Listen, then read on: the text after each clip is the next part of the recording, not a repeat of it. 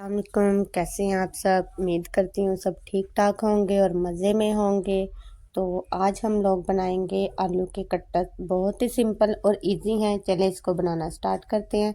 सबसे पहले हम लोगों ने आलू और चिकन को बॉईल कर लेना है। आप लोग जब आलू को बॉईल किया करें तो सबसे पहले उसका छिलका उतार दिया करें, उसके बाद इसको बॉईल किया करें। एक तो इससे आलू का कलर ख़राब नहीं होता। उसके बाद आपने इसमें मतलब चिकन को श्रेड करके डाल देना है। घर के सिंपल स्पाइसेस ऐड करने हैं, प्याज ऐड करना है और इसको आपने अच्छे से हाथों की मदद से इसको मिक्स कर लेना है। मिक्स करने के बाद इसको आपने अच्छे से शेप देनी है। इसी तरह आपने सारे पेस्ट को अच्छे से आपने शेप देने के बाद इसको एक ट्रे में निकाल के इसको थोड़ी देर के लिए रेस्ट के लिए आप इसको फ्रिज में रख दें, क्योंकि इससे एक तो यह है कि आपके कटलेट्स टूटेंगे नहीं। आप कम से कम 15-20 मिनट का रेस्ट इसको फ्रिज में रख के दे सकते हैं। दूसरी तरफ आप लोगों को चाहिए ब्रेड क्रम। ब्रेड क्रम आपको किसी भी करीबी शॉप से आसानी से मिल जाएंगे। अगर आप लोगों को ये नहीं मिले तो आप लोग ब्रेड को ब्लेंडर में डाल के उसको भी रोस्ट कर सकते हैं।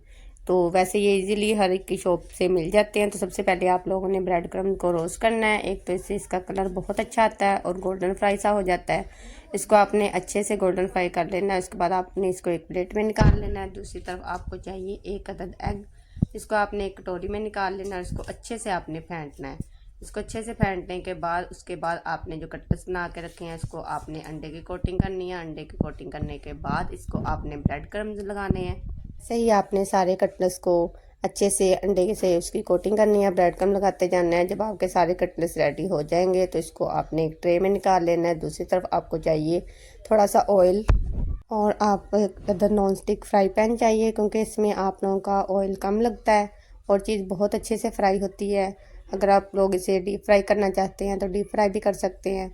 तो सबसे पहले आप लोग ऑयल गर्म करेंगे, उसके अंदर आप लोग इस कटलेट्स को डाल देंगे और जब एक तरफ से ये लाइट गोल्डन से हो जाएंगे तो उसके बाद आपने इसकी साइड चेंज करनी है।